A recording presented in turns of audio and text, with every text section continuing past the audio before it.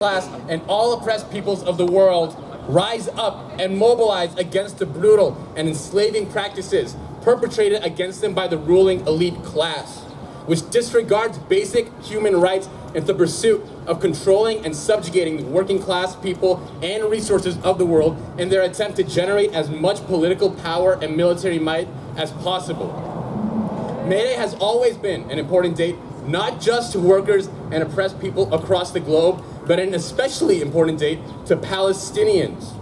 It's an important date because we as Palestinians are far too aware of how workers' rights in the West Bank, in the occupied territories, and in Gaza are under a constant chokehold by Zionist capitals that seek to humiliate and demean us, not just by enforcing an apartheid system that gives Palestinians lesser rights than Zionist settlers, or by imposing a siege on the Gaza Strip, but by also undermining our workers' rights while also constantly denying us employment, with an estimated unemployment rate of over 70% in the West Bank since October 7th. We're far too aware of having to cross through gates and military checkpoints, being held at gunpoint and interrogated for hours on end just to get to work every single day. We're far too aware of having to learn a new language and engage in business in our non-native tongue just so we can find employment from Zionist capitalists. We're far too aware of the contradictions and discrimination workers here in the US face daily, because these are the same challenges that we have faced in occupied Palestine for over 75 years. Because quite frankly, Palestine is the testing ground for the tools that will subjugate and oppress the working class here in America. It's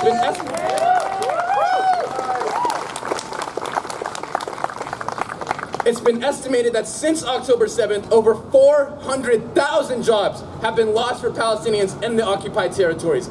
These estimated job losses transfer into a daily labor loss for Palestinians of 21.7 million US dollars. Israel has deliberately targeted union facilities in Gaza. Despite this unrelenting targeting, Palestinian workers continue to work to support their communities and to support their families. And this targeting of Palestinian workers by Israel shows that Palestinian workers have always been the backbone of our liberation struggle.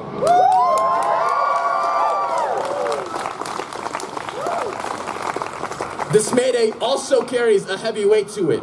As I'm speaking, it's currently day 207 of the genocide in Gaza, which has left over 40,000 Palestinians dead, over half of whom are children, over 100,000 injured, and over 1 million displaced from their homes. At a time when the Zionist regime continues to massacre our people at an unprecedented scale with full backing from Western capitalist countries, including the US, the steadfastness and the resistance in Gaza continues to inspire us and move us to resist in all forms outside of Palestine. The resistance and steadfastness of college students across the nation escalating against their complicit college administrations, which invest millions of dollars into weapon manufacturers in Israel, is growing at a historical scale, reminiscent of movements in the past like the anti-Vietnam War and the South Africa divest movements and the civil rights movements. At the time of these protests, the working class stood against them. But as history proved, these people were on the right side of history, and as history will prove, once again, our students are on the right side of history.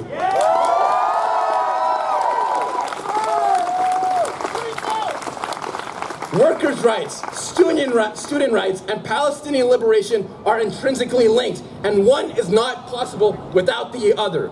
This May Day, as a worker, as a student, and as a Palestinian, I urge my fellow workers to stand in solidarity with the Palestinian struggle for liberation and take action to honor our martyrs and to help facilitate a free Palestine. Your jobs should not be based on the destruction of someone else's homeland. We urge you to think about the products you are creating and where they will ultimately be used and against you. Decent employment should never come at the cost of countless Palestinian lives.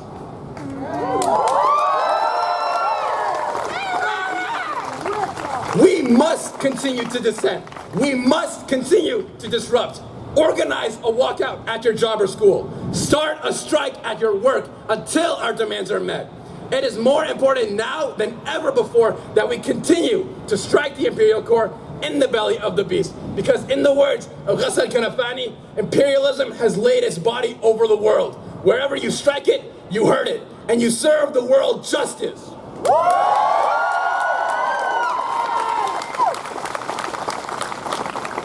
Amidst the popular uprising across the nation, the ruling class have exposed themselves as nothing more than a fascist occupying military power.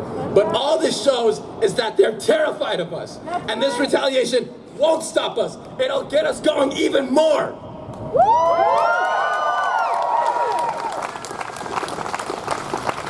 From Palestine to Congo to Haiti to Sudan to the US, despite the bloodshed and despite the constant death we are surrounded by, we continue to raise the flag of resistance in the name of justice, victory, freedom, with determination and belief until the unconditional liberation of Palestine from the river to the sea, until all oppressed people of the world rise up and liberate themselves from their oppressors, and until the working class rises up in defiance of their capitalist overlords and breaks the shackles that have exploited and profited off of us while keeping the working class down. That is why we, the workers of the world, will continue to unite and resist in all forms against our oppressors in all of their manifestations, because we have nothing to lose except for our chance and everything to gain, including our liberation. So one more time, from the river to the sea! From the river to the sea! From the river to the sea! Thank you, everyone.